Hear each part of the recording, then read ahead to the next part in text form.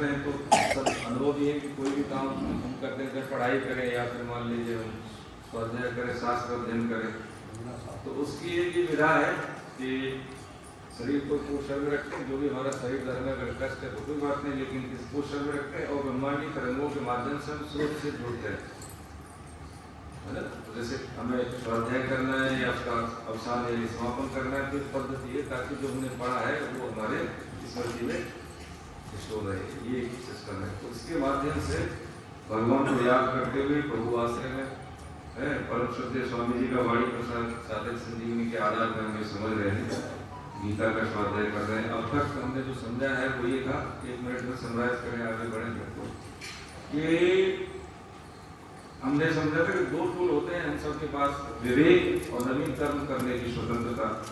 इसके माध्यम से हम ये जानते हैं कि हम इवैल्यूएशन करते हैं वर्तमान जिंदगी का कि अभी तक हमने जो किया है ना, तो वो पर्याप्त साधन नहीं है। हमें शांति में क्रोध है, मोह है, होता है मद मत्सर विकार है, इनसे हम पीड़ित हैं।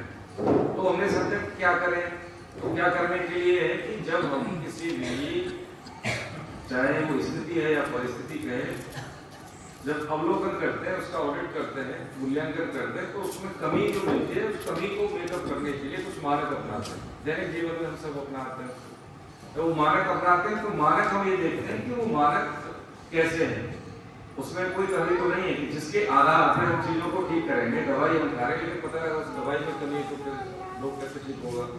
तो उसके लिए हम समझते शब्द प्रमाण, जितनी भी चाहे वैज्ञानिक परिकल्पनाएं हो, वो समय के साथ साथ या विकासशील अवस्था में, डेवलपिंग स्थिति में है। लेकिन ये जो शब्द प्रमाण है, ग्रंथ जो गॉड मेड है, जो भगवान की वाणी है, ऋषि मुनियों के द्वारा जो भगवत कृपा से कुछ ऑब्जर्वेशन दिए हैं ग्रंथों के माध्यम से, वो हमारे लिए सिद्ध मत और शास्त्र मत ये प्रमाणित हुआ कि यही सही है। जैसे श्रीमद् भगवद गीता, भागवतम, या हम समझे जैसे स्वामी गोस्वामी जी महाराज है रामचरितमानस, इसके आधार पर हमने समझा कि इनको मानक मान के हम अपने जीवन में बदलाव लाएंगे। क्या बदलाव लाएंगे? तो हमने समझा कि जब तक हमारे पास कोई उद्देश्य नहीं होता है, तब तक हम किसी कार्य को प्रॉपर कर नहीं पाते। जैसे जीवन में उद्देश्य नहीं है तो तब तक हम कोई कार्य कर नहीं पाते हैं। उद्देश्य निर्धारित है, उसको निर्धारित करना नहीं है, वो पहचानना है। अब वो कैसे पहचानेंगे? जैसे अभी हमारी अवस्था हो गई, जैसे हमारे के भी है, उनमें से कुछ दूसरा जैसे रिटायर्ड हो गया, वो भी है कि ये पक्की बात है और सच्ची बात है कि समय के बाद हमें यहाँ से जाना है। ठीक है, इवैल्यूएशन अब ये करें कि जैसे हम यहाँ पे अभी है 70 साल हो गए, 80 साल हो गए, 50 साल, जो भी हमारे पास समय है, कितना समय ये हमारे पास नहीं है। शरीर हर दिन आते हैं, हर दिन जाते हैं, ठीक है, किसी भी दिन छुट्टी नहीं होती शरीर पूरा होने की, ये बात सत्य है। तो सत्य बात को स्वीकार करने के बाद जब हम मानक अपनाते हैं तो वो हम फिर उसको मानते भी हैं और जीवन में डालते भी हैं। फिर हमने समझा आगे, जैसे भगवान ने बताया कि भाई ठीक है, संजय बता रहे हैं, तो जब अर्जुन कैसे हैं, एक तो शारीरिक, मानसिक, बौद्धिक, और देखा जाए तो धन की कोई कमी नहीं है, लेकिन फिर भी उनको अवसाद होता है उसी स्थिति में जो भगवान उनके सखा है, उनके साथ है। ठीक है साहब, कि जब उनके साथ में है कि ये जानते हैं कि ये कृष्ण को अर्जुन जानते हैं, यानी अर्जुन कृष्ण को भी जानते हैं कि इनकी स्थिति कैसी है, यानी ये भगवत स्वरूप है। इसके बाद भी उनको अवसाद होता है, कष्ट होता है, तो हमारी स्थिति कैसी होगी? देखा जाए तो हम सब कष्ट नहीं है, ठीक है। कुछ होता है कि मेकअप कर लेते हैं, धन से कर लेते हैं, हमने इतना कमा लिया, या हम सोचे कि हमारा इतना ऐश्वर्य, लोग इतने जानने वाले हैं, लेकिन देखा जाए प्रभु जी तो वो पर्याप्त नहीं है ना, हृदय में शांति नहीं है, अभी भी ऐसा लगता है कि कुछ बाकी है। और हमने समझा था कि जैसे खाना है, भूख है तो खाना है, प्यास है तो पानी है, ऐसे ही हृदय में जलन है तो पक्की बात है ऐसी कोई चीज है कि जो हमें शांति देगी। बस उसी शांति के लिए हम कुछ मानक अपनाते हैं अर्जुन के माध्यम से। ठीक है, यहाँ पे हमने एक चीज और समझी थी पीछे कि अर्जुन तैयार है, हम तैयार होते हैं कि जीवन में जीना अच्छे से जिएंगे, नौकरी करेंगे, ठीक है, पैसे इकट्ठे करेंगे, बच्चे हम समर्थ हो जाएंगे तो हम ठीक है, हम भी ठीक ठाक हो जाएंगे। लेकिन वो स्थिति आई नहीं। जैसे अर्जुन ने तैयारी की, लड़ाई की, सब कुछ तपस्या की है, देवलोक गए, शस्त्र अस्त्र और जितने भी उनके साथ जो भी महारथी थे जितने भी इकट्ठे हुए, लेकिन उसके बाद भी वो मानसिक रूप से तैयार नहीं थे। वो कौन जानता था? भगवान। तो ज्ञान योग की शुरुआत करते हैं उपदेश भगवान की, लेकिन उससे पहले कृपा योग है। उससे पहले क्या है? कृपा योग। अब जैसे अब उस चीज को हम अपने जीवन में कैसे करना है कि हमें गीता पढ़नी है, मान लीजिए, देखो अपने लिए हम रिलेट कर रहे हैं इसको। उससे पहले क्या है, कहीं ना कहीं कोई हमें मिला, जैसे उनका रथ का बीच में खड़ा कर दो, ठीक है, लेकिन उन्होंने काम किया बीच में तो किया, लेकिन किन के सामने किया ये तो नहीं कहा अर्जुन ने कि जिनके प्रति उनका लगाव था उनके लोग, जैसे कि गंगा पुत्र भीष्म, द्रोणाचार्य, कृपाचार्य, जो भी उनके लिए वहां जो था मवाद था, जो भगवान को पता कि अभी ये मानसिक रूप से तैयार नहीं है, अभी इसके अंदर कभी है, वो निकले तब ये तैयार हो।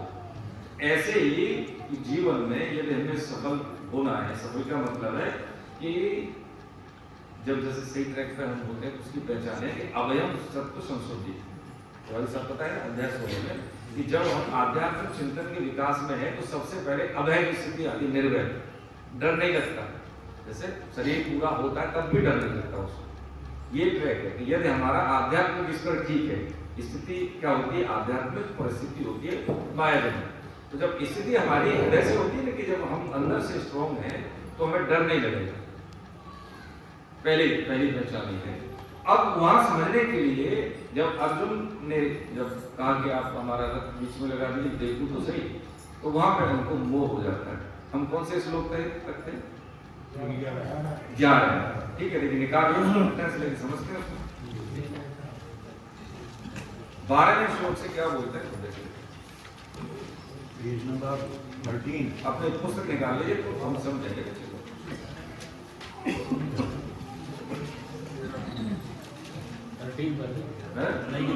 नई किताब में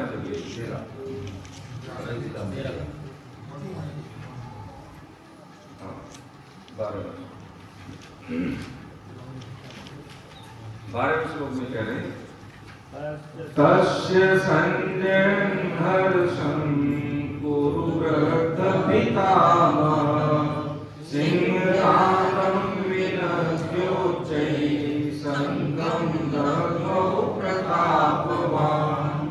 कह रहे हैं यहाँ से कि उस दुर्योधन के हृदय में हर्ष उत्पन्न करते हुए कौरवों में वृद्ध पितामह भीष्म ने सिंह के समान गरज कर जोर से शंख बजाया। हमने समझा था अब तक कि जब द्रोणाचार्य के पास दुर्योधन जाता है, उनको उकसाता है धृष्टद्युम्न के बारे में, पांडवों की रणनीति के बारे में, ये आपकी मृत्यु का कारण है, तो उनका पुत्र है, लेकिन इन्होंने किसको सेनापति बनाया? जो आपकी मृत्यु का कारण है, आप उनसे स्नेह करते हो। एक दूसरी बात है, जब द्रोणाचार्य को जवाब नहीं देते हरे कृष्ण, तो फिर क्या करते हैं, गंगा पुत्र भीष्म, उसको मतलब प्रसन्नता हो कि हम तेरे साथ हैं, इसलिए गर्जना के साथ वो शंख का जो वाद्य करते हैं, शंख हो जाते हैं। जैसे पूरे महाभारत में असाइनमेंट होता है तो आ जाते हैं प्रश्न, सबसे पहले किसने शंख बजाया? तो गंगा पुत्र भीष्म ने। पांडवों की ओर किसने बजाया? तो भगवान श्री कृष्ण, ठीक है। अब इसमें एक सामान्य जानकारी के तौर पर जैसे हम समझ लेंगे कि गंगा पुत्र भीष्म के शंख का नाम है गंगनाभ। क्या है? गंगनाभ। भगवान के शंख का नाम है पांचजन्य, और अर्जुन के शंख का नाम है देव, भीम के शंख का नाम है पौन, युधिष्ठिर के शंख का नाम है अनंत विजय, सुघोष और मणि पुष्पक ये उनका नाम है नकुल और सहदेव। ठीक है, इसके पीछे थोड़ा सा है कि पांचजन्य ये मिला भगवान को जब संदीपनी गुरु के पास जाते हैं और गुरु दीक्षा में गुरु माता उनसे अपने पुत्र का जो वियोग हो गया था, पता नहीं कहां चला गया, तो मुझे हमारे बेटे को तो ये गुरु दीक्षा है। तो भगवान चाहते हैं कि पता लगते वो समुद्र में है, वहाँ एक राक्षस है, तो राक्षस को मार के वो पंचजन्य राक्षस था, उसका शंख था, उसका पांचजन्य ले लेते हैं। ठीक है, और कुल मिला के कहानी भागवत में तो वो भगवान उनके पुत्र को दे देते हैं, तो गुरु दीक्षा उनकी पूरी हो जाती है। देवदत्त जो शंख है वो दिया था अर्जुन को इंद्र ने, जब राक्षसों का दैत्यों को वध किया था प्रसन्न हो गए, इंद्र है ना। और एक रथ था अर्जुन के पास, उस रथ की विशेषता ये थी कि वो कितने अस्त्र शस्त्र रखे, अगर ज्यादा अस्त्र शस्त्रों की जरूरत है तो अपने आप में बड़ा हो जाता था, और कम होते थे तो कम हो जाता था। और उसकी जो ध्वजा थी 1 योजन, ठीक है, 1 योजन में कितने होते हैं? 1 योजन कितने कोस होते हैं? 4 कोस, और 1 कोस में 3 किलोमीटर, तो 12 किलोमीटर के आसपास उसकी ध्वजा बची थी, है ना, लेकिन वो किसी से टकराती नहीं थी। तो ये भी किसने दिया था अर्जुन को? अग्निदेव ने। जब खांडव प्रस्थ को उन्होंने जलाया था तो अग्निदेव का अजीर्ण दूर हुआ था, इसलिए प्रसन्न होकर उन्होंने अर्जुन को दिया था ये व्रत है सब, ठीक है। और जो पौंड जो शंख था भीम का वो दिया था नागलोक में मिला था उसको, जब दुर्योधन उनको पानी में डाल देता है, ठीक है, और वो नागलोक चले जाते हैं तो वहां से फिर उनको 10,000 हाथियों का बल उनको नागलोक से मिलता है भीम को, क्योंकि वो उनके नाना के रिश्ते में लगते हैं। जब खीर में वो जहर दे देते हैं, पता है ना महाभारत की कहानी, हाँ, तो नागलोक में चला जाता है, वहां फिर वो सांप काटते हैं तो उसका जहर दूर हो जाता है, तो फिर पता लगता है कि तो हमारा रिश्तेदार है, और उसको वो बलशाली बना के और शंख देकर उसको विदा करता है। तो इस तरह ये शंख की कहानी है। इसमें दोनों तरफ की सेनाओं का शंख का जब ये नगाड़े भेरी समझते हैं ना, मृदंग ये बजते हैं, तो वहां पे क्या होता है कि कौरवों की सेना की तरफ उनको भय लगता है। पांडवों की सेना कितनी 7 अक्षौणी, कौरवों की सेना कितनी है 11 अक्षौणी, तो वहां पे लोग भी ज्यादा हैं, ठीक है, अजय लोग हैं, और इधर संख्या भी कम है, सामर्थ्य भी कम है, लेकिन फिर भी इनको डर नहीं है। जैसे अभी समझा कि धर्म युक्त आचरण करने से निर्भय की स्थिति आती है, ठीक है।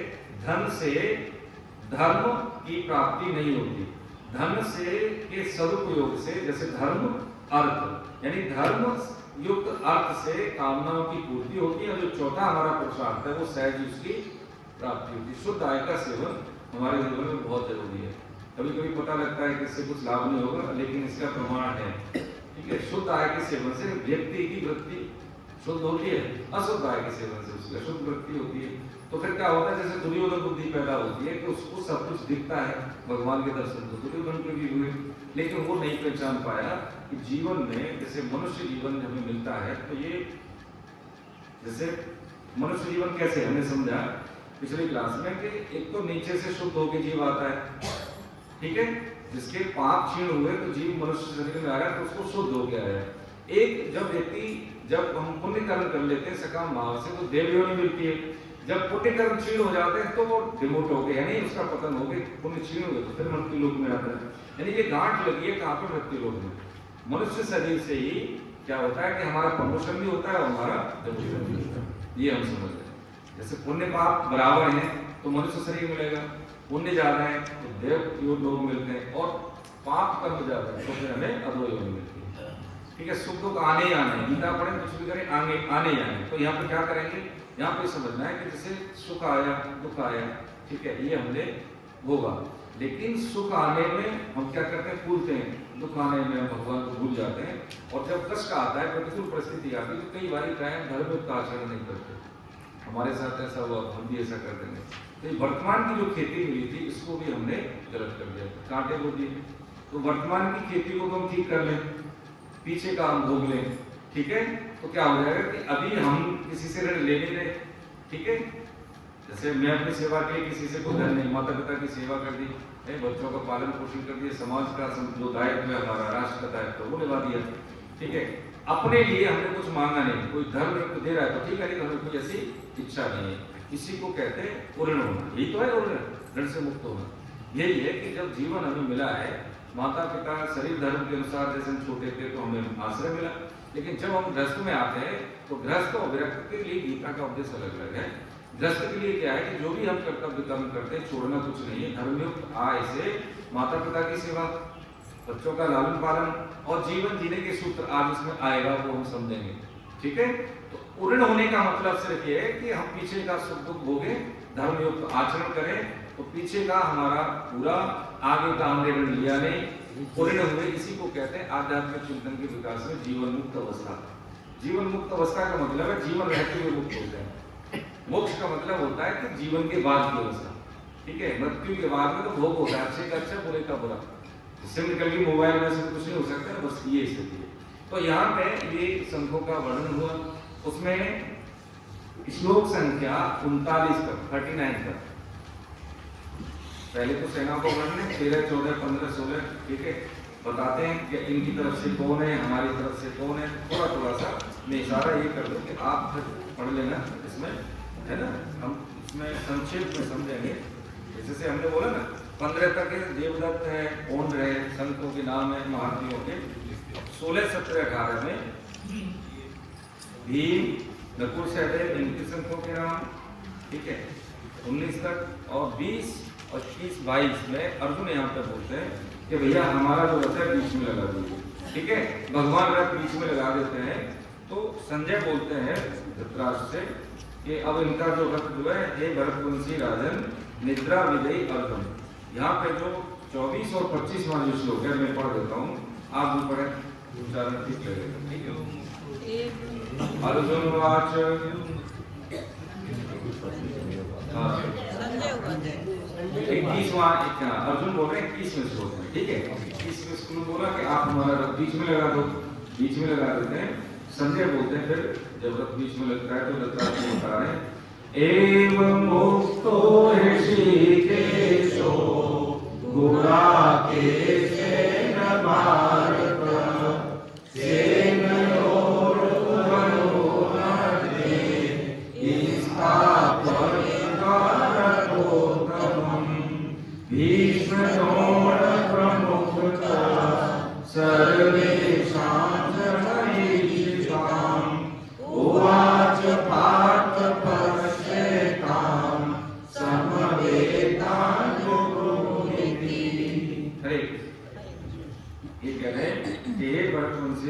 राजन निद्रा विजयी अर्जुन के द्वारा इस तरह कहने पर अंतर्यामी भगवान श्री कृष्ण ने दोनों सेनाओं के मध्य भाग में किताब में 20 महाचार्य द्रोण के सामने, संपूर्ण राजाओं के सामने क्या किया, श्रेष्ठ रथ को सामने खड़ा किया और क्या कहा, एक पाठ इन इकट्ठे हुए कुरुवंशियों को दे। इन्हें कहा ना 25वें श्लोक के लास्ट में ये 5 जो शब्द है, कौन से, एक लाइन में एक बात बोला, इन इकट्ठे हुए कुरुवंशियों को, ऐसे इशारा है, संकेत वाचक। ठीक है, अब इशारा जैसे ही क्या हुआ आते हैं, तो आज जैसे आधुनिक मनोविज्ञान में देखें जो अवसाद के 8 लक्षण है। ठीक है, ये द्वापर युग की बात है। ठीक है, महाभारत कालीन मनोविज्ञान में आज भी देखें तो अवसाद के वही 8 लक्षण है जो अर्जुन बता रहे हैं अपने, जैसे होता है ना नियर एंड डियर के साथ जब खड़े हो जाते हैं तो वही 8 लक्षण होते हैं। वो कौन से 8 लक्षण होते हैं वो आप देख लीजिए इसमें। ठीक है, अगले 26वें श्लोक में दे रहे हैं क्या क्या लक्षण है, 29 और 30 में अर्जुन बता रहे हैं 29-30 में कि एक तो क्या है कि अंग शिथिल होना। ठीक है, शरीर पूरी तरह से अपने कंट्रोल में नहीं रहता। दूसरा क्या है उसमें, कपकपियाना, स्किन जैसे त्वचा जल रही है, मुंह सूखना। ठीक, जो हमारे रोग होते हैं वो जैसे होते हैं एकदम खड़े हो जाना। दूसरा क्या है कि हाथ में कोई भी चीज हमारे हाथ में रखी हुई है तो उस पर पकड़ महसूस नहीं होती और शरीर ऐसा लगता है कि बैठ जाओगे आराम से। तो ये 8 लक्षण बताए। ठीक है, लीजिए ठीक है, ये 8 लक्षण हुए। जब ये 8 लक्षण हो जाते हैं तो फिर वो कैसे होते हैं, वो बैठ जा रहे हैं। अब यहाँ से जो श्लोक संख्या 32 से लेके 29 तक वो अपने भावना यानी जो उनके हृदय में स्थिति है वो वर्णन करते हैं। क्या कह रहे हैं कि देखो भैया हम ताना दे रहे हैं भगवान के एक तरह से कि आपने नहीं बताया, है तो अपने लोग भाई है, चाचा है, ताऊ है, परदादा है, हमारे गुरुजन है, हम तो बड़ी गलती कर बैठे साहब, आपने बताया भी नहीं, हमसे आप ही बताते। ठीक है, लेकिन यहाँ पे एक चीज समझने की है कि जब किसी का अवसाद दूर करना है, जीवन में आते हैं हमारे आसपास के लोग, तो उसका एक तरीका कि पहले उसकी सुन ले। जैसे घर में कोई आया, आदमी व्यक्ति आया, उसके पास भजन है, ठीक है, तो भैया कहेंगे भैया पानी पियो या बैठो, पहले कहेंगे भजन उतारो कभी तो पिए, तो पहले उसका हम सुन लेते हैं तो खाली हो जाता है, उसको इसलिए मिल जाता है किसी की बात को स्वीकार करने का। तो यहाँ पर कृष्ण कोई जवाब नहीं दे रहे, वो बता रहे हैं कि भाई आपने नहीं बताया, ठीक है, ये हम कैसे, इनको राज्य मिल भी जाएगा तो हम सुखी कैसे रहेंगे। अच्छा ये राज्य मिल गया तो जैसे होता है ना कि यदि हमारे पास ऐश्वर्य है और ऐश्वर्य को कोई नोटिस में न करे तो भी कष्ट होता है ना, हमें हमारे पास धन जा रहा है, सुविधाएं जा रहा है, नया हमने गहना ले लिया, नई गाड़ी ले ली, और कोई ये नहीं कहे भाई साहब मुबारक हो आपने नया ले लिया, तब तक वो पचती नहीं होता है। तो अर्जुन ऐसे ही कह रहे, मान लो हमने ले भी लिया, राज्य मिल गया इनको मार के, तो कोई देखने वाला नहीं है, हम कैसे इनको अपने आप को श्रेष्ठ साबित करेंगे, श्रेष्ठता का भाव इनकी अनुपस्थिति में होगा नहीं तो भी बेकार है। ऐसे करके जवाब दे रहे हैं उनको। आगे जब इसी नहीं बोलते हैं तो बोलते हैं, आगे भगवान कह रहे हैं यहाँ पे यानी संकेत के रूप में, जिसको संजय वर्णन कर रहे हैं। एक शब्द है पश्य और एक शब्द है विपश्य। कहते हैं विपश्यना, विपश्यना बहुत एक सुना होगा शब्द, जैसे आप देखेंगे योग में सिखाते हैं विपश्य माने होता है देखना, विपश्य माने होता है ठीक ठीक देखना।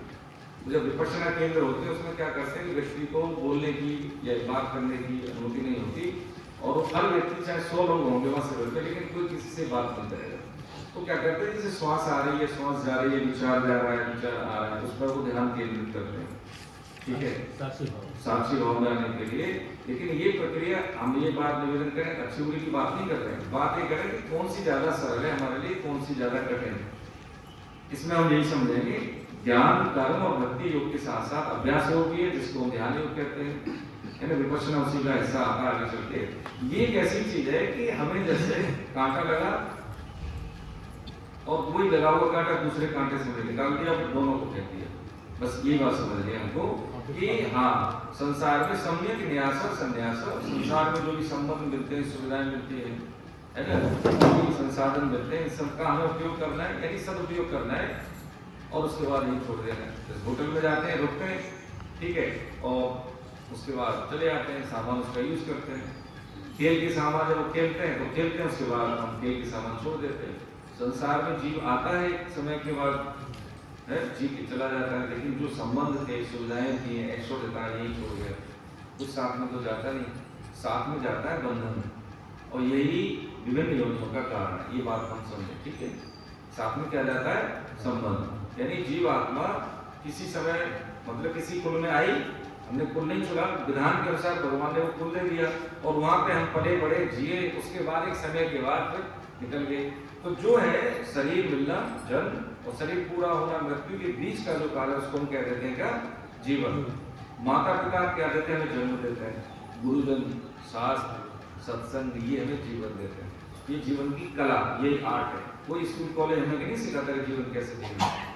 IIT सिखा देंगे, IAS बन जाएंगे, बिजनेसमैन बन जाएंगे, बहुत सारे मतलब एवेन्यू में हम सीखते हैं सिलेबस के माध्यम से।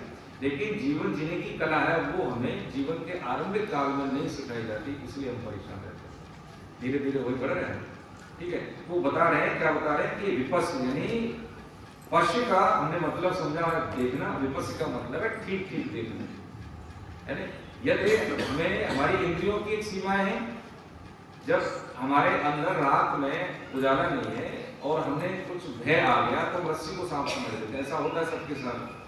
तो ठीक ठीक कब देखते हैं, जब कोई उजाला हो जाए, ठीक है। बस यही बात समझने की, या उजाला नहीं है तो जो व्यक्ति भयभीत नहीं है, निर्भय है, वो बताएगा अरे भाई रस्सी है, ध्यान से ले लो, सांप नहीं। यही होता है। ऐसे ही है कि गुरुजन क्या है, उस संसार को देख चुके हैं, सिद्ध महापुरुष देख चुके हैं। यदि हमें चीजें ठीक ठीक समझ में नहीं आ रही तो श्रद्धा से हमें उनकी बात को मान देना चाहिए, ठीक है। अर्जुन यही करेंगे। देखिए, अर्जुन का मतलब होता है, जैसे हमने समझा था पिछली क्लास में, उसका मतलब है निर्मल, शुद्ध, ठीक है। उसके मताक रहे, हमारे रिप्रेजेंट कर रहे हैं, लेकिन उस चीज को समझने के लिए अर्जुन में क्या है, श्रद्धा है, इसलिए वो ऐसी घोर परिस्थिति में भी अपने कल्याण की बात सोचते हैं और यही प्रश्न पूछते हैं, ठीक है। अब 38 में जो अलग से जो दे रहे हैं, आप देखेंगे 37 में, 36 और 37 में श्लोक में क्या दे रहे हैं कि महाराज देखो है तो ये आता था ही, लेकिन फिर भी हमें मारने में कोई संकोच नहीं दिख रहा। ये क्या है कि जब बुराई अच्छाई का कहते हैं कि कवच ओढ़ लेती है तो हमें बुराई बुराई नहीं लगती। वो कह रहा है अर्जुन, क्या देखो मारना ठीक नहीं है, हिंसा ठीक नहीं, हम सबको लगेगी ये बात है, प्राथमिक स्तर पर हमें ठीक बात करेगी, लेकिन अर्जुन के सामने कोई दूसरा होता तो शायद इतना सोचते हो, नहीं सोचते, ठीक बात कर देते। तो ये गलत बात है। तो कह रहे हैं शास्त्र में एक विधान है, तो अर्जुन ही कह रहे हैं कि देखो महाराज आताताई है। आताताई का मतलब 6 काम कोई व्यक्ति करता है और उसका कोई वध कर देता है। वध का मतलब कोई नहीं, जो विधान है, जैसे अभी जो सामाजिक परिवेश में देखा जाए तो पुलिस है हमारे यहाँ, ठीक है, प्रशासनिक मशीनरी है, उस समय राजा होता था, उसके निजी जन होते थे। आताताई क्या है, जैसे जो किसी का धन, जमीन, स्त्री का हरण कर ले, किसी को जहर दे दे, पानी में मारने के पानी में फेंक दे और आग के हवाले कर दे, ये 6 काम करता है व्यक्ति को आताताई। और इसका जो वध करने में कोई दोष नहीं लगता, शास्त्रों में समझा, ठीक है। आताताई भी कह रहे हो, कह रहे मारेंगे नहीं, तो एक तो ये कमी, लेकिन इसके बाद भी वो भगवान जवाब नहीं देते। आगे कहते हैं कि महाराज देखो गुणशंकर संतान पैदा होगी, स्त्रियां विधवा हो जाएंगी, कौन श्राप अर्पण करेगा, ऐसी ऐसी बात कही। अब ये जो 3 श्लोक हैं हमारे 38, 39 और 40, इसको हम समझते हैं जो हमारे दैनिक जीवन में, ठीक है, इसको हम ऐसे समझते हैं। तो आगे यहाँ कह रहे हैं कि कुल का क्षय होने पर सदा से चलते आए कुल धर्म नष्ट हो जाएंगे, धर्म का नाश होगा, बचे हुए संपूर्ण कुल की अधर्म, संपूर्ण कुल को जो शेष बचे लोग अधर्म दबा देगा प्रभु, और हे कृष्ण अधर्म के अधिक बढ़ जाने से कुल की स्त्रियां दूषित हो जाएंगी, और हे वासने स्त्रियों के दूषित होने पर वर्ण संकर, इसमें जैसे संबोधन है वासने का मतलब ऋषि वंश के हैं, जनार्दन मतलब जन को शरण देने वाले, उनका उद्धार करने वाले, मधुसूदन का मतलब होता है उन्होंने मधु, एक राक्षस था मधु कैटअप है ना, उनको मारने के लिए है उन्होंने मतलब उन्होंने मारा, इसलिए मधुसूदन कहते हैं। अरिशूदन का मतलब होता है दुश्मनों का नाश करने वाले, सूदन माने नाश करने वाले, अरि माने दुश्मन, ये संबोधन का, ठीक है। धनंजय हमने समझा है पार्थ को इसलिए कहते हैं क्योंकि उन्होंने उत्तरवर्ती तत्कालीन समाज में उत्तरवर्ती राजाओं को जीत के सारे धन संपत्ति उन्होंने बहुत अर्जित की थी, इसलिए उनकी उपाधि धनंजय की, ठीक है। अब हम यहाँ ये समझते हैं थोड़ा सा पीछे हटके कि वर्ण संकर का मतलब होता है ब्राह्मण क्षत्रिय वैश्य शूद्र चार वर्ण हमारे समाज में, जब भिन्न वर्ण के कन्या और वर का विवाह संस्कार होता है तो उससे जो संतान पैदा होती है उसको वर्ण संकर, वर्ण की बात समझ रहे हैं, ठीक है। दूसरी बात क्या है कि आध्यात्मिक चिंतन में हम समझें कि जब जीव आत्मा, हम कौन से जीव बने हुए हैं, आत्मा निर्विकार है आप सब जानते हैं, लेकिन जब मनसष्टानि इंद्रियाणि प्रकृतिस्थानी कर सकते, भगवान कहते हैं ना 15.7 में ममेवान से जीव लोके पूरी जीव सत्ता मेरा ही अंश है, और आगे कहते हैं ममेवान से जीव भूत सनातन है, ये मेरा ही अंश है सनातन से, लेकिन प्रकृति के गुणों के कारण, भोगने के कारण, शुभ बुद्धि के कारण ये मेरे से विमुख हो गया। तो अब यहाँ पे हमने समझा कि जब जीव आत्मा परमात्मा से संयोग न करके संसार में संयोग कर देते तो उसको कहते हैं वर्ण संकर। आध्यात्मिक चिंतन के विकास में जीवात्मा भगवान के सम्मुख नहीं होती, संसार के सम्मुख हो जाती है, यानी अंश का, जिसका अंश है उसका अंश न होके दूसरे में वो सम्मिलन होने का प्रयास करे, हालांकि होना नहीं है लेकिन प्रयास वही है, तो उसको कहते हैं हम वर्ण संकर। ये आध्यात्मिक मायने वर्ण संकर करके हमने समझा। तो ये बात कह रहे हैं। अब यहाँ समझने की बात ये है कि जो विवाह संस्कार हमारे होते हैं, दो कुलों का योग होता है, दो शरीरों का नहीं, या दो व्यक्तियों का संयोग नहीं होता, दो मर्यादाओं का योग होता है। जब माता पिता अपनी कन्या के लिए उपयुक्त वर चूज करते हैं, ठीक है, और ऐसे ही वर के अपने बेटे के लिए, अपने कुल के लिए बहू के रूप में उपयुक्त कन्या का चयन करते हैं, तो दोनों कुल की परंपराएं आपस में एक दूसरे का अवलोकन करते हैं, ठीक है, ताकि हमारी जो परंपरा है, कुल परंपरा है, आगे जो हमारी संतान आए, वंश आएगा, पीढ़ी आएगी, उसमें कोई बट्टा न डरे। एक बात। दूसरी बात इसमें यह है, हाँ बेटा गोविंदा, हाँ दूसरी बात इसमें यह है कि जब बच्चों को पढ़ाई लिखाई करने के बाद करियर अच्छा हो गया, वर्तमान नहीं बेटा नहीं डिस्टर्ब होता है। जब हम वर्तमान में जैसे हमने पढ़ाई लिखाई की, नौकरी हो गई, सब कुछ व्यवस्थाएं हो गई, और बच्चे ये नहीं चयन कर पाते कि पर्टिकुलर जो भी हमारा काउंटर पार्ट है हमारे उपयुक्त है कि नहीं, केवल हमारे साथ उसका बोलना बैठना ठीक लग रहा है, और वो समय उमंगें होती हैं, वो उचित अनुचित में स्पष्ट भेद बच्चे नहीं कर पाते, तो प्रायः वो उनका जो वैवाहिक जीवन है वो न तो संतुष्टि परक होता है, नहीं फिर वो प्रेम परक होता है। इसलिए हमारे यहाँ माता पिता का विवाह में अनुमति उनकी होना बहुत जरूरी है। इसके वैज्ञानिक कारण क्या है, अब हम समझें कि जैसे पुत्र के धर्म होता है, यहाँ पे हम समझे ना, ये देखिए ये बता रहे हैं कुल धर्म क्या है। पुत्र के 3 धर्म होते हैं, आपका इसमें लिखा हुआ है।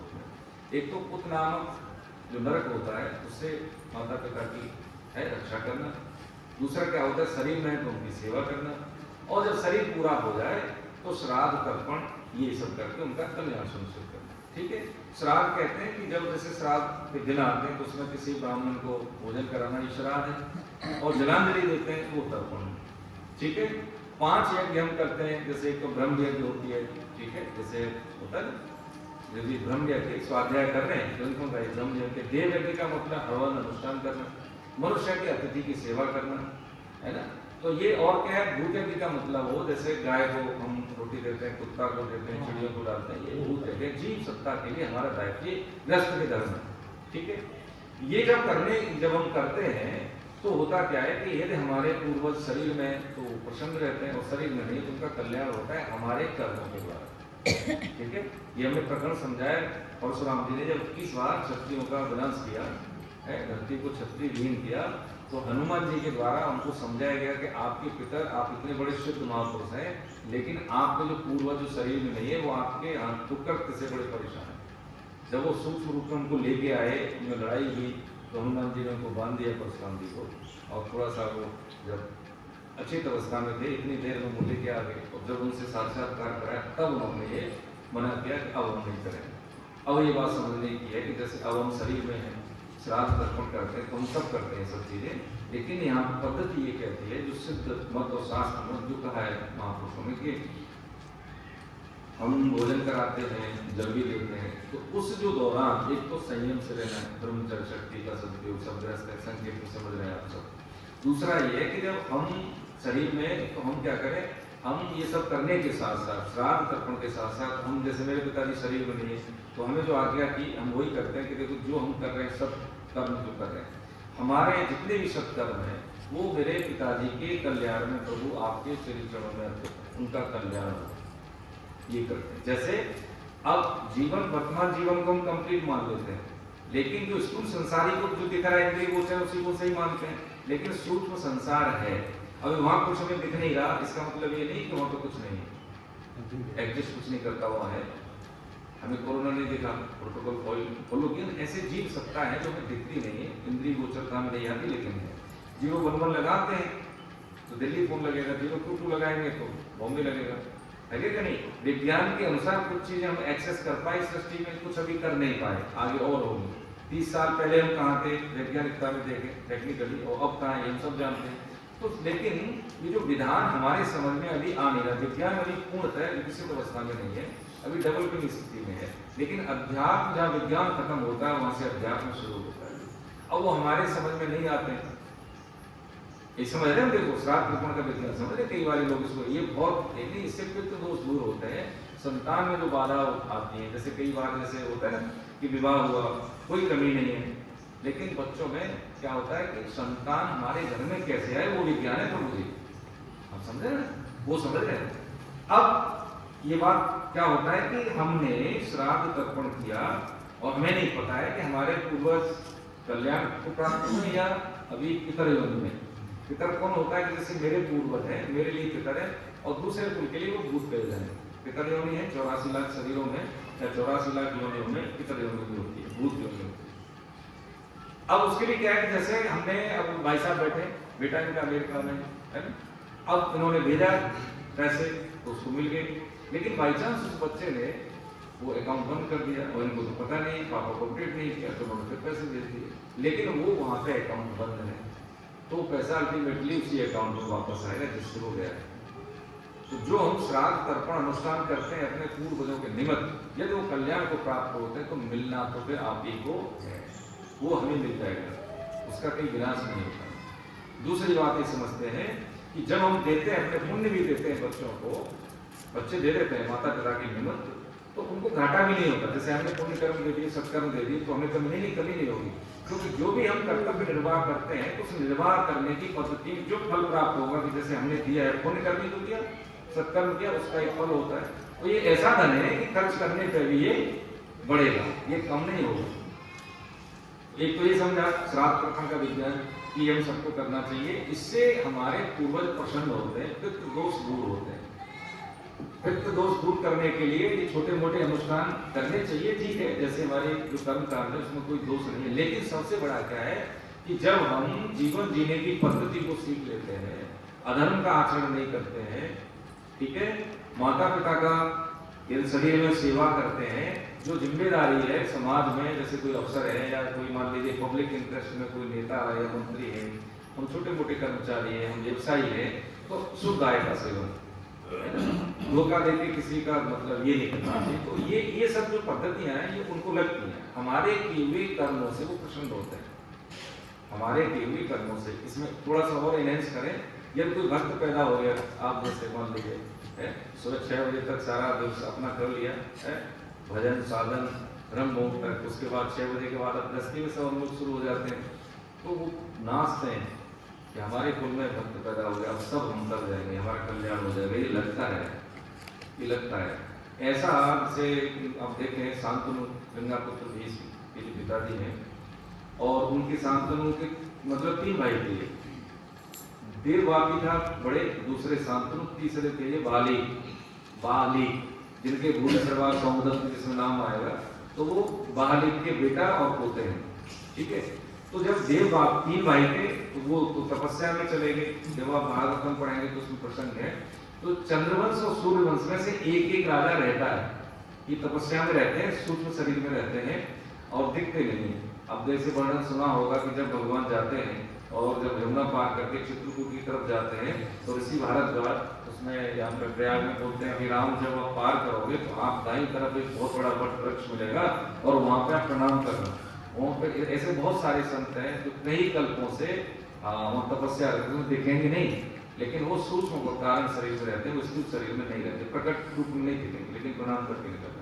तो ऐसे ही वो जब सृष्टि द्वारा से जब सर्जित होती है तो एक सूर्यवंश का होता है राजा, एक चंद्रवंश का होता है, और यहीं से सृष्टि आगे। तो शांतनु के बड़े भाई अभी भी है, उन्होंने राज्य नहीं लिया था। ठीक है, शांतनु देने गए थे लेकिन नहीं लिया, उसके बाद उन्होंने लिया। शांतनु को कहते हैं जैसे महाविष का मतलब होता है कि उससे पहले जन्म में उनकी ऐसी स्थिति थी कि यदि किसी को वो छू लेते थे तो वृद्धावस्था उसकी खत्म हो जाती थी। जहाँ वो चले जाते थे वहाँ पे वातावरण बहुत अच्छा होता था, अच्छा लगता था, एनर्जी आनंद में लगता था उसमें। और जब इससे शांतनु नाम था, उस जीवन में भी प्रजा ऐसी प्रसन्न होती थी कि जब राजा दर्शन देने आते थे तो प्रजा के कष्ट दूर होते थे। शांतनु की ये स्थिति ऐसे गीता साधक के लिए मैंने इसलिए प्रसंग सुनाया कि जब गीता का साधक, ठीक है, 8 जन में गीता को उतारता है तो सेठ जी जो गीता प्रेस के संस्थापक हैं परम श्रद्धेय जयदयाल गोविंद साहब और ये गीता के आदि संपादक परम श्रद्धेय हनुमान प्रसाद पोद्दार जी महाराज, ये कहते हैं कि गीता का साधक जो होता है वो ऐसा ही होता है। निष्काम भाव से जब हम कर्तव्य कर्म करते तो जहाँ जाएगा, जिस परिवार में उसका कल्याण होगा, ये है किसी फंक्शन में जाएगा, समाज में जाएगा, मित्रों के पास, जहाँ जहाँ उसकी उपस्थिति होती है वहाँ दूसरों को उसके रहने से सुख मिलता है। ये गीता के साधक की ये पहचान हो जाती है। गीता का स्वाध्याय यदि प्रचार और प्रसार होता है अपने लिए कि मैं समझ रहा हूँ, तुम्हें आचरण में उतारो, प्रसार होता है दूसरों के लिए कि भैया रास्ता वो खराब है, आप इधर देख लीजिए। तो गीता का साधक जो होता है वो उसमें उसके परिवार में इतनी वैज्ञानिकता आती है कि आडम्बरों से दूर होना, पूजा पद्धति क्या है उसको समझ लेना, कर्मकांड हम करते हैं उसकी वैज्ञानिकता को समझ लेना। जो लर्निंग प्रोसेस होता है, जैसे हम अभी चलो ठीक है शुरुआत कर रहे हैं तो ऐसी ही होती है, 40 पढ़ेंगे, हम उपवास रखेंगे, हम व्रत रखेंगे, अच्छी गलत नहीं है, लेकिन हम वैज्ञानिकता से समझ लें कि हमारा कहीं ऐसा ना हो कि आडम्बर में फंस जाए, हमारा शोषण हो, हमारा समय बर्बाद हो। इतनी वैज्ञानिकता जो गीता पढ़ लेता है साधक उसमें आती है, चीजों को स्पष्टता से समझ लेता है, ये ठीक है, ये ठीक नहीं है, कोई कुछ भी कहे। अभी क्या है कि कहीं से व्हाट्सएप यूनिवर्सिटी के माध्यम से कुछ मिल गया टुकड़ों में और हमें आ गया, तो हमें लगता है कि हम ज्यादा आ गए और उसको फॉरवर्ड भी करते हैं, लेकिन उसकी जो पूरी जो गहराई है वो हमें मालूम नहीं होती। तो एक बार जब हम कोर्स रूप में इसको पढ़ लेते हैं तो इसको पढ़ने के बाद इतना समझ में आ जाता है कि जीवन जीना कैसे है, और जब चुनौती आए तो निर्णय हम कैसे लें, और निर्णय लें और हमारे जो प्रयास पूरे नहीं है, सामर्थ्य नहीं है, तो जिसकी हमें हेल्प लेनी है वो किसी स्तर का व्यक्ति ताकि हम उस पर विश्वास करें। तो जीवन के आरंभिक काल में हम समझें पहले तो श्राद्ध तर्पण का विज्ञान, विवाह संस्कार समझने के लिए एक बात ये जरूरी है कि बच्चों को ये समझ होनी चाहिए कि माता पिता की बात हर समय हमारी समझ में नहीं आती। इतना हम जानते हैं कि जब हम छोटे थे बिना किसी कहे इन्होंने हमें यहाँ तक पहुँचाया, ठीक है, ये बच्चों को समझना चाहिए। दूसरा ये है कि ये अपने हित में काम कब करते हैं, हमारे हित को समझ के अपना हित मान देते हैं, ये माता पिता सबकी है, ठीक है।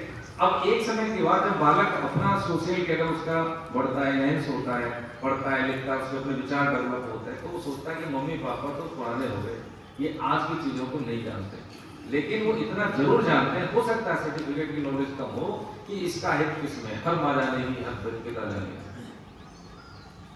तो यही जब हम बच्चों की बात संस्कार सारा करते हैं तो माँ बाप नहीं होते वहां पे, तो हम एक तीसरे व्यक्ति उसके लिए तुम यही समझाते कि भैया माँ बाप अपना जता पाएंगे, बता पाएंगे तुम्हें कितना प्रेम करते हैं, और बोल दिया तो तुम उसको स्वीकार नहीं करोगे, लेकिन इतना समय आप खुद को देना, उनको नहीं, अपने आप को देना कि उनकी बात आप समझ सको।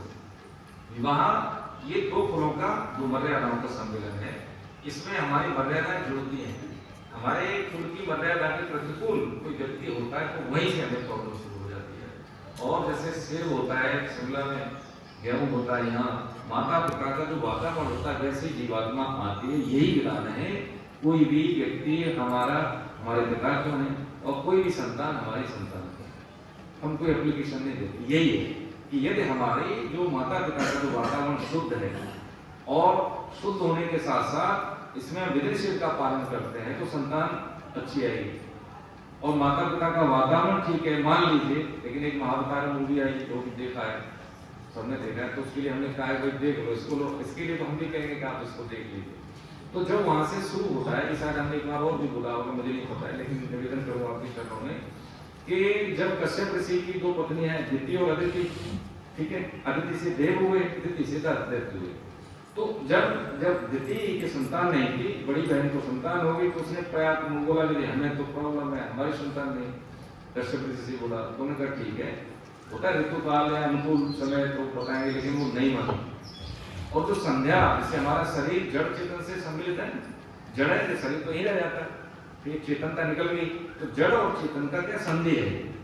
सुबह का वक्त सायकाल होता है, एक होता है, शाम में संधि काल नहीं सायकाल होता है। इस समय भगवान नाम के अलावा कुछ भी जब हम करते हैं तो वो निकृष्ट माना जाता है शास्त्रों में। और यदि कोई शारीरिक संयोग होता है तो देखिए जो संतान पैदा होते वो राक्षसी वृत्ति की होती, चाहे माँ बाप कितने ही हो। कश्यप ऋषि और हिरण्यकश्यप हिरण्याक्ष कौन थे, सृष्टि के सबसे दुर्दान राक्षस, तो नहीं मानी दिति। तो जब बाद में जब ये सब नहीं मानी, जिद हुआ तो सब संयोग के बाद उन्होंने कहा मूर्ख होकर तुम मानी नहीं, ये तुम्हारे दो बेटे होंगे, दो बहुत घोर राक्षस होंगे। कौन कह रहे हैं, पिता। कौन से सप्तऋषियों में से एक। क्या था कि जो मर्यादाएं बनी उनका अनुपालन नहीं हुआ। लेकिन सब माताएं बहनें बैठे हैं, बच्चे हैं या आएंगे गोद में जो युवा है, तो या फिर जैसे अभी शादी होंगे, तो ये हमें ये ध्यान रखना है ना, ये ध्यान रखना है। उसमें ये नहीं कि भैया शादी कॉर्पोरेट मैरिज हो रही है, जिसमें कौन कितना दे रहा है, आओगे तो क्या लाओगे, जाओगे तो क्या देके जाओगे, तो ये जीवन खराब होने वाला है, ये सब नहीं रह जाना, तो साथ में नहीं जाना इसी को। शारीरिक मानसिक और बौद्धिक जब मजबूती जब हो जाती है 25 वर्ष तक बच्चे की है, तो वो जान लेता है कि हमारे दायित्व क्या है। जब फिर वो परफॉर्म करता है नौकरी में, गृहस्थ में, तो फिर वो मानता नहीं कि मेरे लिए क्या किया है, वो देता है फिर समाज को देगा, परिवार को देगा, कोई प्रेम करे न करे लेकिन वो प्रेम करेगा, उसके लिए कोई फाइनेंशियली सपोर्ट करे न करे लेकिन वो सबको फाइनेंशियल सपोर्ट करे, क्योंकि उसके पास शारीरिक मानसिक बौद्धिक बल है। ये जो अर्निंग की अवस्था है, 25 वर्ष की अवस्था क्या है, कमाने की अवस्था है हमारी, है ना। तो बच्चों की जो जैसे उपनयन संस्कार, जनेऊ संस्कार जिसको कहते हैं, उसके बाद से लेकर के जब वो लॉन्चिंग पैड पर होता है, जैसे 25 वर्ष की आयु मानते हैं लोग ब्रह्मचर्य की, तो वो ब्रह्मचर्य शक्ति का सदुपयोग करके विद्या अध्ययन करके अपने आप को क्या कहते हैं वैल्यू एडिशन करता है, अपने में ग्रूमिंग करता है अपने, उसके बाद फिर वो जीवन में परफॉर्म के लिए तैयार होता है। वो उसका प्रकरण समझे जब वशिष्ठ जी कहते हैं ना दशरथ को कि हाँ राजन, अब मैंने आपके पुत्रों को शारीरिक मानसिक बौद्धिक रूप से मजबूत कर दिया है, उनको शासनों का अध्ययन है, राजनीति का अध्ययन है, राजकाज संचालन का निर्णय लेना, तो कैसे न्याय के दर्शन का पूरा ज्ञान है इनको, अब आप उनका सदुपयोग कर सकते हो।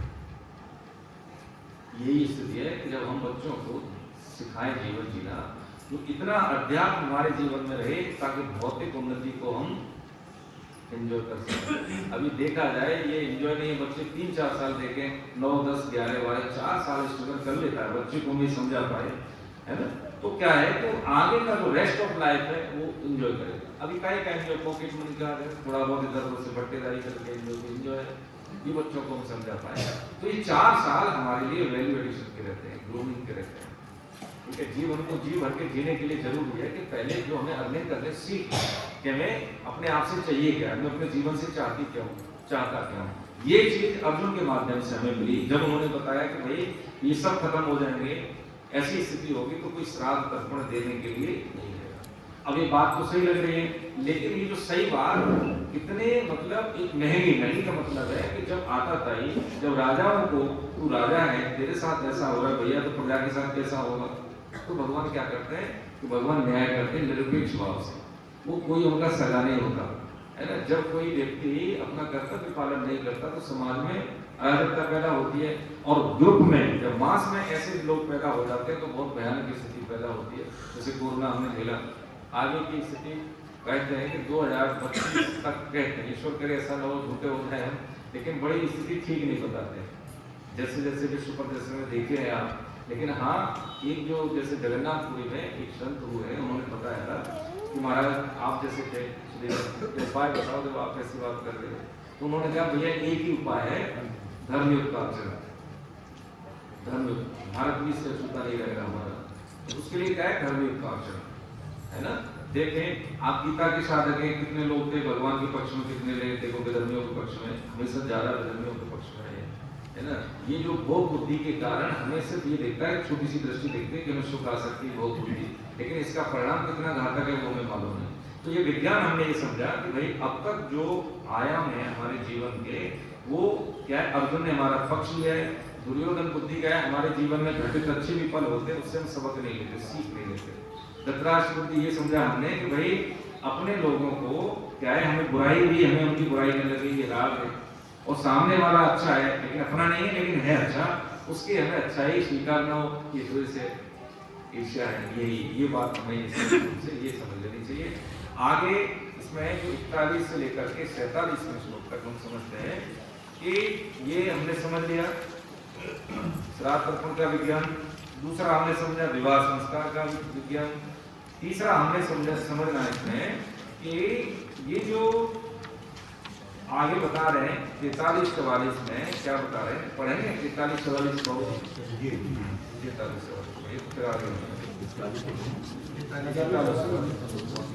हाँ ये हमने समझ लिया।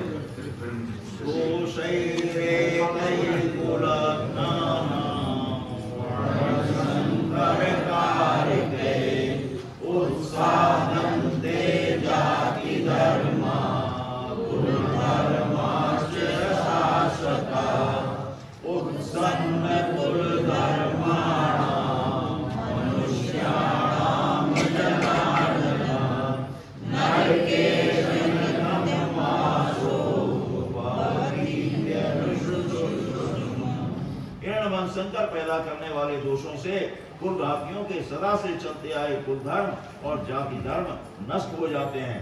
हे जनार्दन, जिनके कुल धर्म नष्ट हो जाते हैं उन मनुष्यों का बहुत काल तक नरकों में वास होता है, ऐसा हम सुनते आए हैं।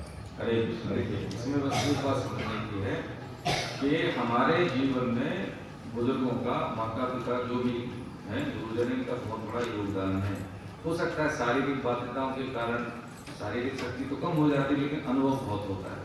एक प्रसंग यह समझते हैं कि ऐसा ही एक युवा था, तो उसने अपने जीवन साथी को चुना, और ये शास्त्रीय कहानी सदुपकड़ी जिसको कहते हैं कि ये किसी ग्रंथ का हिस्सा नहीं है, कि गुरु शिष्य परंपरा से साधुओं में कहते कहते आई तो वर्तमान स्थिति में आकर पहुंची सदुपकड़ी।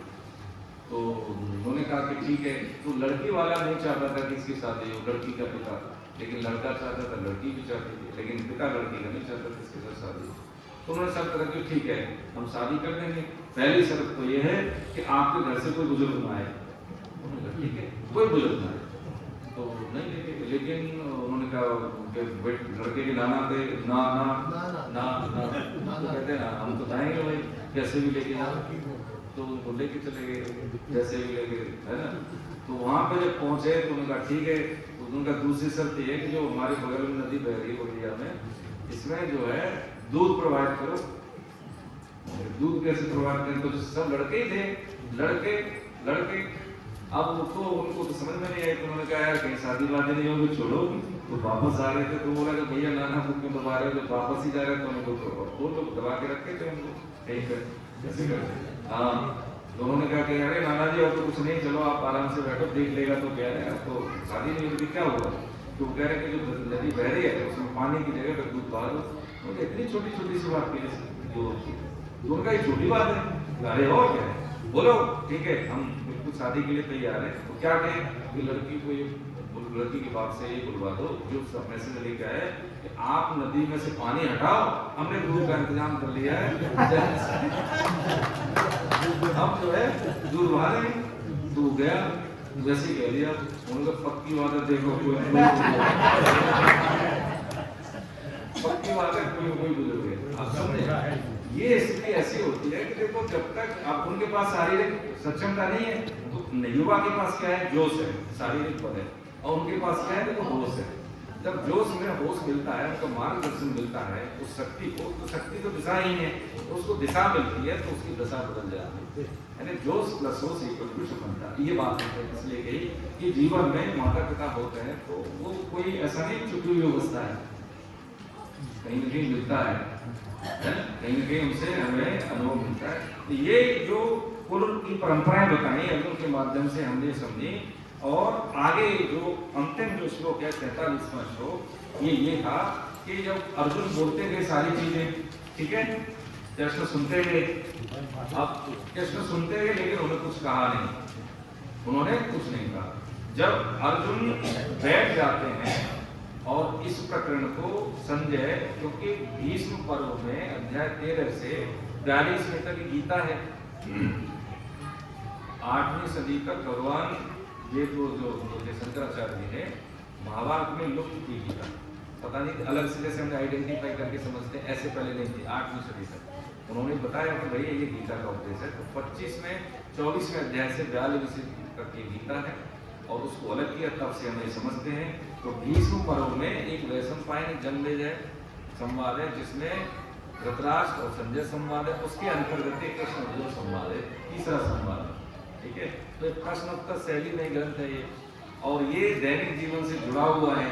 700 श्लोक हैं, सबसे ज्यादा बोले कृष्ण ने, है ना, 584, 41 संजय के हैं, और अर्जुन के कितने श्लोक हैं, कोई बताएंगे? 700 देखो, बच्चों को याद है, आपके बच्चे आते हैं आपके बाद में, उनको याद है, देखो कहाँ गया वो, उसको भी याद होंगे, अथर्व भी बैठा था तो हाँ। तो ये ऐसी, अब ये गीता का जो पूरा जो 700 श्लोक है ये हमारे जीवन से जुड़े हुए हैं। इसको हमने समझा था पिछली क्लास में, यूजर्स में, इसको हम पढ़ें समझे। परवरिश हम सब लोग देते हैं, लेकिन बच्चों में परवरिश कैसे की जाए ये हमें पता है, तो पक्की बात है वो बुद्धि की तरह चीजों को धीरे धीरे धीरे धीरे सीखेगा। हमारी परवरिश में चमक आएगी, जो कार्य करने वो जरूर करेगा। बचपन की बात बचपन में भी याद आती है, वो हो सकता है अंकुरण अभी नहीं लगे हमें, लेकिन वो अंकुरण देगा। 13-14 जून को साल में हम एक बार बच्चों की बाल संस्कारशाला करते हैं। गीता प्रेस और जो आपका ऋषिकेश गीता भवन है, उसी के माध्यम से जो साहित्य देते हैं बच्चों को, उन्हीं के माध्यम से हम PPT बनाते हैं। 13-14 जून को हम करेंगे, अभी आपके संभव टेक्निक होटल में यहाँ पे, तो वो भी बहुत कम पैसे लेते हैं, 5 का, उसी हिसाब से बच्चों का बनाते हैं ताकि उनको परेशानी नहीं हो। टोटल इसलिए लेते हैं क्योंकि उनको इन्वायरमेंट ठीक मिले, तो ताकि 2 दिन उनका आध्यात्मिक पिकनिक हो जाए। हाँ, ये हम भगवान के आश्रम में आपके चरणों में निवेदन करें कि पूरी जिम्मेदारी के साथ हमारा होता है कि बच्चे हमारा भविष्य हैं, किसी भी कुल के हों, लेकिन वो हमारे हैं। डॉक्टर बनेगा, इंजीनियर बनेगा, IIT करेगा, अफसर बनेगा, व्यवसाय कुछ भी करेगा, लेकिन मूल में वो सबसे पहले इंसान बनेगा, अच्छा इंसान बनेगा। तो आपके आसपास है तो बच्चों को आइडेंटिफाई कर लें और नाम दे दें, ठीक है। 800 रुपये लेते हैं 2 दिन के, जिसमें ब्रेकफास्ट रहता है उनका, लंच रहता है, उसमें स्नैक्स रहते हैं 2 बार, ठीक है। तो कम पे आके होटल वाले भी ज़्यादा नहीं देते हैं, और उसमें जो हमारी तरफ से जो होती है, जो हमारी टीम है, वो ठाकुर जी की तरफ से उनको निःशुल्क किट देती है, बाकी फैकल्टी का वो हम ही सब बियर करते हैं। तो ये क्या है कि एक ये सेवा है, इसमें कोई कॉमर्शियल या डोमेस्टिक एक्टिविटी नहीं है। यदि आपके बच्चे हो, आपके आसपास हो तो जरूर बताएं, है ना। तो हम करीब 150-200 बच्चों का आसपास पे हम टारगेट लेके उम्मीद करते हैं। पिछली बार 135 हो गए थे, अब थोड़ा ज़्यादा उम्मीद करते हैं। तो बात समझ ले, है ना, बात समझ ले 25 साल तक का, क्योंकि 25 वाले बच्चे को हमें बताना है ना, गर्लफ्रेंड बॉयफ्रेंड ये सब बहुत चल रहा है। जो पढ़ाई में एनर्जी आनी चाहिए वो फटी हुई है उसकी, माँ बाप समझाएंगे तो उसको समझ में नहीं आ रहा, नहीं भ्रमित तो होता है ना बच्चा। और जब उसका भ्रम टूटता है तब तक अवसर निकल गया बनने का, मतलब कुछ निकल गया, बाद में दोबारा थोड़ी 10वीं करेगा 12वीं करेगा, उसकी डायरेक्शन चेंज हो गया। ये अभी जरूरत है, ठीक है, यही है, यही हमारा काम है। अब जैसे हम भाई, जैसे देखो आप सबके आशीर्वाद से 5वीं सरकारी नौकरी है, मेरा तो दिल बहुत बड़ा व्यवसाय तो नहीं है, नौकरी वाले होंगे, तैयारी कैसे करनी है ये हमारा कंटेंट होता है। कुसंग मिल रहा है बच्चों का, तो उनसे कैसे बचें। बच्चा देखिए ये समझ रहे हैं गीता, ऐसा नहीं कि माला लेके बैठ जाए हम परफॉर्म ग्रस्त हैं, इसलिए बात समझनी है कि मेरे लिए मेरे में बदलाव आएगा तो मैं लीड करूंगा फैमिली को। भीड़ में लीड करने की कला ये गीता देती है। कि उसको हम ये बता पाए बच्चे को कि कंपटीशन तैयारी में अब बालक जिस परिवेश में जी रहा है, आप 35-40 साल पहले स्कूल कॉलेज में आप देखिए हाईटेक जमाना हो गया, बच्चे कैसा सोचता है 6-7 साल का बालक है ना, वो आपको चुपी अवस्था का समझता है। तो पहले उसकी मनस्थिति के अनुसार हम अवलोकन करें कि कैसे वातावरण में रहता है, उस वातावरण के अनुसार मैं उसको क्या दूंगा, रेमेडीज दूंगा, उसको बताएंगे बेटा इसको ऐसे जाना है। तो उसमें हमारी जो आचार्य होते हैं, कुछ माताएं बहनें, कुछ जेंट्स भी होते हैं, उन बच्चों को कुछ बच्चियां होती हैं हमको नहीं बात बता पाएंगी, सहज नहीं होंगे, तो हमारी सिस्टर में बहन जी आती हैं, तो जैसे अपर्णा जी उनके पति जब बैठे, उनका तो पूरा परिवार लगा हुआ, ससुर साहब है बच्ची के, है ना, अब जो रिटायर हो गए तो आगे ये तो बैंक में ये भी आते संडे के दिन। तो वो क्या है, बालक जब निकल के जाता है तो फीडबैक में देखे जाता है कि हम ऐसा करेंगे, ऑनलाइन जुड़ जाएगा क्लास में, हफ्ते में 1.5 घंटे के लिए हम बैठते हैं यहाँ पे, तो रेस्ट ऑफ का जो हमारा हफ्ता है वो एकदम मैनेज हो जाता है। एक हफ्ता के लिए हमने अपने आप को संयमित किया, डिसिप्लिन किया, 1 महीने के लिए, 1 साल के लिए, धीरे धीरे फिर आदत में आ जाता है, हो गया काम हमारा। जैसे हम होता है ना ज्ञानवश जीवन में गलत कार्य करते, फिर जानते हुए भी हमें क्या वो सही होगा, बुराई को अच्छाई से रिप्लेस करने का तरीका है कि साधन हमसे कम हो। भाई जैसे मान लीजिए कोई बर्तन है, घड़ा है, उसमें लीकेज हो रही है और टोटी पर चले उसमें पानी, तो वो कभी भरेगा नहीं क्योंकि लीकेज है। ऐसे हमारे जीवन में, स्वभाव में, व्यवहार में बहुत लीकेज है। देखिए साधन कम हो कोई फर्क नहीं है, लेकिन क्या है कुसाधन न हो, कुसंग न हो। हमें क्या करना है वही करें, जो नहीं करना है कभी नहीं करें। ये स्पष्टता हमारे अंदर आ गई, उसी को कहते हैं विवेक युक्त आचरण। आज हम ये गीता का पहला ये जो अध्याय समापन हुआ जिसमें विषाद है, और जब विषाद आता है हमारे जीवन में तभी घंटी बजती है। अनुकूलता है तो भगवान की सूर्या का नाम पता नहीं है ना, लेकिन आना जरूर है सबके जीवन में, कोई नहीं कह सकता नहीं आए न आएंगे, ये जीवन का हिस्सा है ना। लेकिन इससे हमें निकलना है, तो निकलने की पद्धति ये है गीता, ये हमें शक्ति देती है। ये शास्त्रों का अध्ययन का तरीका ये है कि जब गीता हम समझ लेते हैं तो मानस की हर चौपाई में मंत्र लगेगी। भागवतम बहुत अच्छा लगेगा, 12वां स्कंद देखेंगे तो उसमें 5 फ्यूचर तीनों चीजें दी हुई है। तो ये वैज्ञानिक अप्रोच के आधार पर हम अध्यात्म को समझ रहे हैं। इसमें अब मुझे लगता है समय हो गया, उसकी क्या व्याख्या जो है इसकी, उसको क्या कहते हैं कि किसी ग्रंथ के अध्याय का अंतिम वाक्य, ठीक है, जिसमें बस ज्यादा नहीं 1 मिनट में समझ लेंगे इसको। उसमें ये कहते हैं कि जैसे है ना, ओम तत्सदित श्रीमद् भगवद गीता उपनिषद ब्रह्म विद्यायाम योग शास्त्रे श्री कृष्ण अर्जुन संवादे अर्जुन विषाद योगो नाम प्रथमोध्याय। ये पहले अध्याय की पुस्तक है, बस अध्याय का नाम बदलेगा, शब्दावली ले लेंगे। तो श्रीमद् शब्द जो हमारे कोई ग्रंथों में क्यों लगता है ये समझेंगे, ठीक है, ये ब्रह्म विद्या क्यों है ये समझेंगे, ओम तत्सत का मतलब क्या है ये समझेंगे, ठीक है ना। ओम तत्सत ये बहुत अच्छा है कि जब कोई अंग वैगों में रह जाता है अनुष्ठान में तो हम इसको कर लेते हैं, तो इसकी ये व्याख्या हम समझ लेंगे अगली क्लास में, ठीक है। एक सूचना में दे देती, कुछ माता बहनों के और भाइयों के सबके कुछ रजिस्ट्रेशन हुए, ग्रुप में हम जोड़ नहीं पाए, ठीक है, लेकिन ये बाबूजी फोन करते हैं तो इसलिए कुछ गैप नहीं होगा, सूचना सब आपको मिलती है। आज कल हम ग्रुप में ऐड कर देंगे, किताब सबके पास होगी, एक अध्याय हो गया है पूरा, इसका असाइनमेंट आपके मोबाइल ऐप में है, गीता परिचय अभियान का ऐप है, तो जिनके पास एक्सेस है वो आज कर लें, जिनको हम ग्रुप में जोड़ेंगे तब वो कर पाएंगे, या वैसे भी आपका रजिस्ट्रेशन तो हो चुका है सभी का, ठीक है, ऐप में।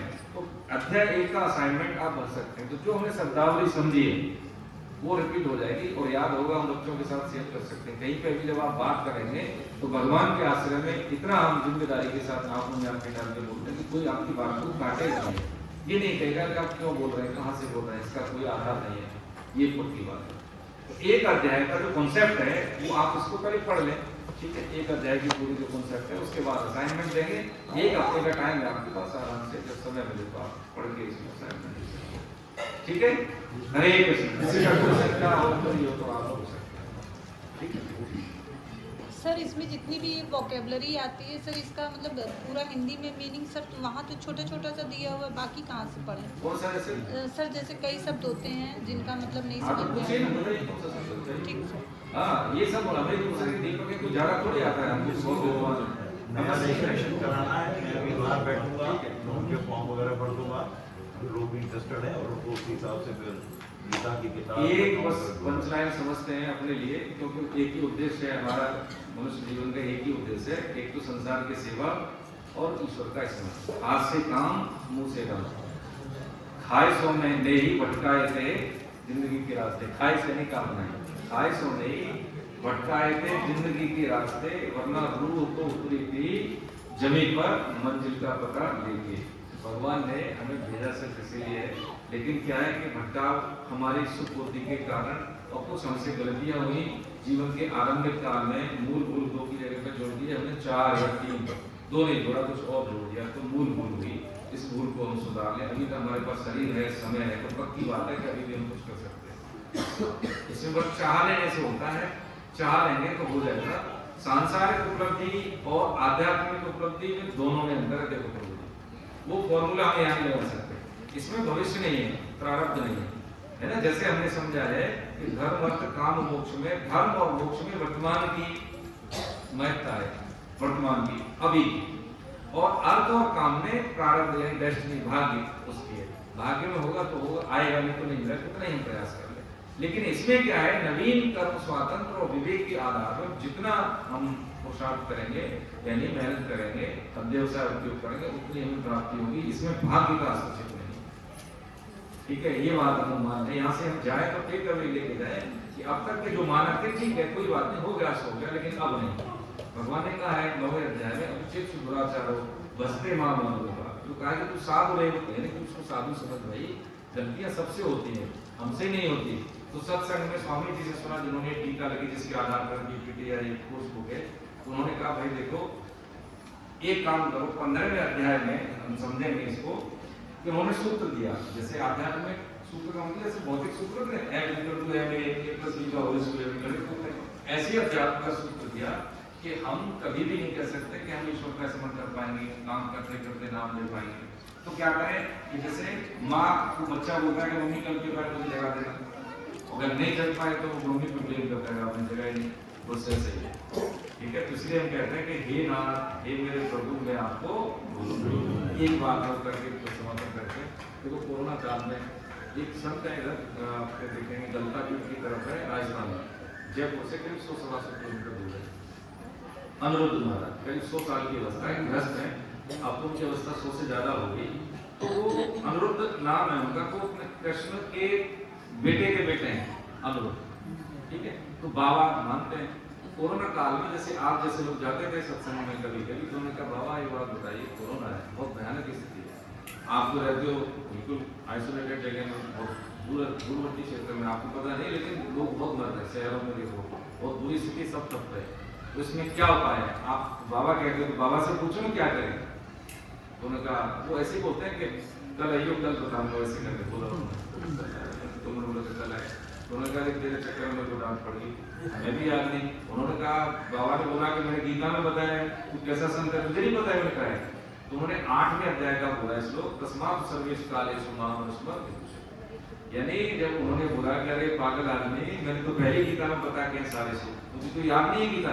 जब तुम घर से निकलोगे, मेरे को साथ लेके निकल, है कोरोना क्या है, कोरोना के बाप भी आए, कितना भी बात होंगे साथ में। तो उन्होंने बताया कि जब घर से निकलना है तो स्मरण करके प्रभु साथ में चलिए। ठीक है, ये भाव हमें पता नहीं होता है ना, तो तुम्हें कोरोना नहीं होगा, ऐसा उन्होंने कमेंट किया था। और ये भी बताया था उन्होंने कि जब घर से हम निकले तो 5 भक्तों का नाम लेके निकले, जैसा कि हम निवेदन करते हैं, तो दुर्घटना नहीं होती। यानी धैर्य आता है ना उसमें, जैसे हम जा रहे हैं जल्दी में, तो पता नहीं हॉर्न देंगे, स्पीड अप करेंगे वाहन को, हम जल्दी निकलेंगे, रेड लाइट को फॉलो नहीं करेंगे। लेकिन जब ये मानक अपना लेते हैं, आज कोई भी सूरदास, तुलसीदास, कबीरदास, हनुमान जी, मीराबाई, जो भी सबकी जय बोल के निकले, तो धैर्य इतना क्लियर हो जाएगा। वहीं से हम सोच लेंगे कि अब कोई बात नहीं, 2 मिनट लेट पहुंचेंगे, लेकिन हड़बड़ी नहीं करेंगे। बस ये विवेक वहीं से क्रिएट होता है। ये छोटी छोटी सी बात है प्रभु जी, तो ये आप अपना है, बच्चों को भी बताएं। तो जिनके लिए हम धन कमा के जा रहे हैं, जिनके लिए हम ऐश्वर्य इकट्ठा कर रहे हैं, यदि हमने उसको गाड़ी दे दी, चलाना नहीं सिखाया, तो देखो जी अब पता ही क्या अंजाम होगा।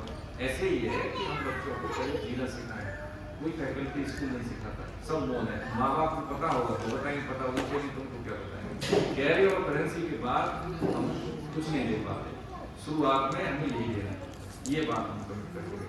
ठीक है प्रभु, हरे गोविंद जय जय गोपाल जय गोविंद जय जय गोपाल जय जय राधा